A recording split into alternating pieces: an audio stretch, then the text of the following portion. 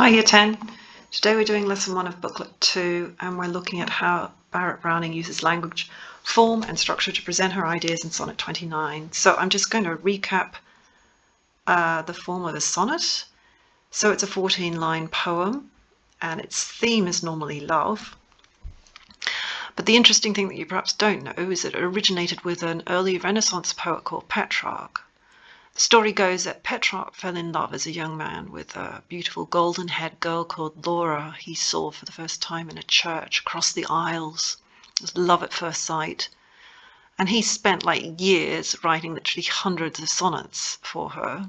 But she didn't really pay him much attention. She married somebody else, had children by that person, and then eventually died. And during all that time, apparently, Petrarch definitely did write the sonnets, but all that time, apparently, he was pining for her and suffering the pleasurable pains of unrequited love. Nobody really knows if Laura existed or whether she was just sort of made up in order to give him an excuse to write these hundreds of sonnets, but nevertheless, we do have these 380 odd sonnets and they follow the same sort of structure. So the first 8 lines will present the problem being this gorgeous woman doesn't love the speaker. And then the last 6 lines will represent some kind of resolution to this problem, or change of heart, or change of tone. And the change, the shift between, oh my goodness, I've got this problem, Laura doesn't love me, and then the change of heart, or the resolution, is prompted or triggered by something called the volta, which is the Italian word for change. Normally occurs, oops, can't type, in the 9th line. And usually if you note the word yet or but, the word yet or the word but usually tell you that the volta has occurred. Okay, the poet or the speaker has suddenly got a different thought which sends him down a different track. So please remember that word volta. Okay, so much for the structure and form and theme of a sonnet. Now we need to consider Elizabeth Barrett Browning herself. Well, she was a middle-class girl, weak, an invalid for most of her unmarried life, but it's really hard to tell whether she was like that because her father was so controlling, or whether her father was controlling because she was quite weak and an invalid. Might have been a little bit of both, but in any event, she was kind of housebound. When she met Browning, they fell in love, and he wanted her to marry him, but she wouldn't. She was scared of what her father might think. And in fact, when she did bring herself to marry him, she was disinherited. So it took a lot of courage for her to run away with Browning. But it does suggest that perhaps she did see him as some kind of savior or knight in arms or hero who rescued her from her imprisonment. And the other thing is that, you know, unlike Petrarch, who may have been writing to a fictitious woman, we know that the sonnets that Elizabeth Barrett Browning wrote were for a real person. They were for Browning himself, because she wrote all of them privately. They all formed a series of private letters for Browning, who was her husband-to-be. So at least you know that the emotions have a good chance of being fairly genuine in these sonnets. The final thing I think you need to consider is that, you know, Elizabeth Barrett Browning was a female poet in the 19th century, and that was quite a bold thing for her to do, not just to write the sonnets, which means talking about her love for a man, but actually to have them published. So the kind of conflict there is that women in those times were not expected, indeed that they would have been frowned upon, to express those sorts of feelings. Yet here she is expressing them. So maybe you need to be aware of whether that conflict is actually uppermost in Browning's own mind when she writes these, whether that kind of constriction is something she's conscious of, and whether it actually comes out her poetry. The fact that she's doing something quite risky, in other words. Okay, so much for context. Let's just read the poem out loud, and when I've read it out loud, we can discuss its particular structure and use of language. Okay, Sonnet 29, I think of thee. I think of thee, my thoughts do twine and bud about thee as wild vines about a tree, put out broad leaves, and soon there's naught to see except the straggling green which hides the wood. Yet, O my palm tree, be it understood, I will not have my thoughts instead of thee. who art dearer, better, rather instantly, renew thy presence as a strong tree should. Rustle thy boughs and set thy trunk all bare, and let these bands of greenery which ensphere thee drop heavily down, burst, shattered everywhere, because in this deep joy to see and hear thee, and breathe within thy shadow a new air, I do not think of thee, I am too near thee. Well, I suppose the first thing you might notice, and I did emphasize it in the way that I was reading it out loud, is that the tone of this poem is pretty passionate and breathless and excitable and emotionally charged and all those sorts of things. We'll come back to that in a minute. I think we'll just sort of summarize what's going on here. So in the first 4 lines, we have her thinking of her beloved who is not there, and she compares her thoughts to a vine. In the second part of the poem, starting from line 5, her beloved is presented as the tree around which these vine trees grow. And she basically says, you know, my thoughts aren't as good as you. So just basically, please come back so I don't have to obsessively think about you. And that's where that comes from the lines rather instantly, renew thy presence. When she says renew thy presence, she's basically saying, get yourself back here, as a strong tree should. The next lines say, you know, when he's here, that he will cast down all the greenery which encases him. And then in the last line, she says, okay, so when I'm in your presence, I won't be thinking of you anymore because I'll be too close to you. I think those lines imply that when she's actually in his physical presence, she relaxes and all thoughts depart. She doesn't have to obsessively think about him anymore because he's actually there and she can be content. Okay, so that's the basic meaning of the poem. Let's focus a little bit more on specific images. I'd like to take the first 4 lines, so I'll read them out loud again. I think of thee, my thoughts do twine and bud about thee as wild vines about a tree put out broad leaves, and soon there's naught to see except the straggling green which hides the wood. So the thing about this particular image, I'll just try to write here. Just get a text box up.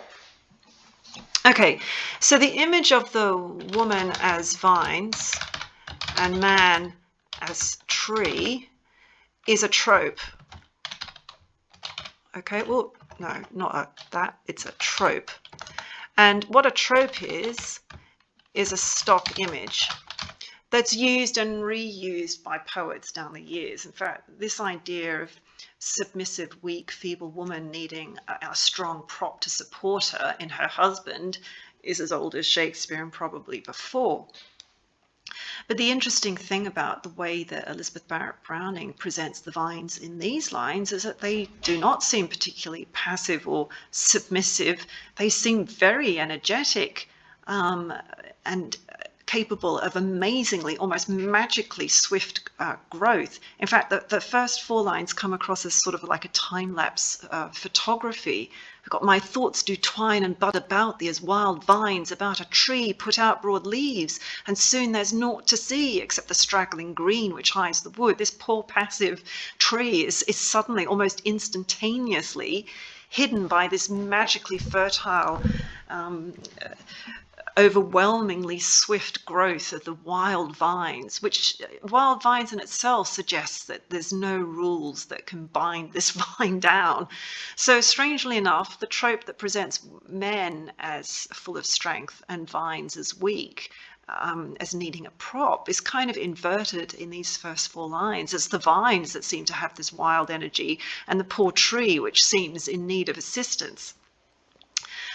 That's probably increased by the structure of the lines and by the punctuation. You notice that we have an exclamation mark which suggests breathlessness. We have, I'm going to just put a tick here, a caesura there. Do you remember a caesura is a pause, usually in the middle of a line, and that in itself suggests a stop-start motion to the emotional flow of the speaker's thoughts. And we also have enjambment. Let me just find a different way of marking that. And remember, enjambment is where the sense of a line does not end with the line. You need to continue reading in order to make full sense of what is going on. So we've got my thoughts do twine and bud about thee. So again, that suggests a rush of thought. So the use of enjambment, caesura, and the punctuation mark does suggest a rapidity of emotion, just like the vines themselves are rapid in the way that they grow. Okay, so in line 5, we have the word yet. I'm going to put a cross next to that because that ought to indicate to you that the volta has occurred very early. So the poem seems to be developing as rapidly as the vines seem to be growing. And then she talks about the tree that's apparently covered in the vines, and that's her beloved, okay? And she calls him a palm tree. Now that's an interesting image because palms are associated in the Christian religion with holiness and uprightness and fidelity and faithfulness and all the rest of it. So it's presenting her beloved as really a very morally upright, decent, honorable, strong man. Indeed, she uses the word strong here. So we're kind of rehabilitating this poor tree that seems to be victimized by the vine. She's saying, no, he actually is strong after all. So she says, oh, my palm tree, be it understood, I will not have my thoughts instead of thee, who art dearer, better. Rather instantly renew thy presence as a strong tree should. Well, he might be strong, and he might be able to drop the bands of greenery down, and you might leave them burst, shattered, and everywhere, which does suggest a manly kind of strength, doesn't it? All those pesky feminine vines are being put in their place. But what's interesting are the imperatives that she uses, and I'm going to circle all the imperatives. Don't know, I've just put it like that. So we got rustle. Oh, no, not rather, rustle. Renew, rustle, set, and let. So those are 4 imperatives, and remember, imperatives are commands. So although she's saying that her beloved is strong and the dominant presence in her relationship, she's still commanding him to do things. So she's still not letting go of her sort of authority in this relationship. So as a strong tree should rustle thy boughs and set thy trunk all bare, and let those bands of greenery which in sphere thee drop heavily down burst shattered everywhere. And here we have a triple followed by an exclamation mark. So she really is quite ecstatically looking forward to her obsessive thoughts being completely made unnecessary by his return. We've got this interesting word in sphere. I'll just underline it. To ensphere means to completely circle or to englobe. And when we think of a sphere, we do think of a globe. So it's almost as if the vines have formed a world around the tree, which also might imply, their strength and their capacity to envelop. So she's asking him to break out of that. And then finally, she says she wants him to do this because in this deep joy to see and hear thee and breathe within thy shadow a new air, I do not think of thee, I am too near thee. So again, just a desperate longing for him to be there so that she can relax and be fulfilled. She does use the word thee an awful lot as well, which might show her obsessive focus with him. It's also quite an old-fashioned word to be using in the 19th century. Thee is more typical of the Renaissance than of the 19th century, but you have to remember that thee also suggests familiarity and intimacy, which no doubt she is quite interested in conveying. Okay, well that will do for that. Good luck with your answers and upload them. Thanks, bye.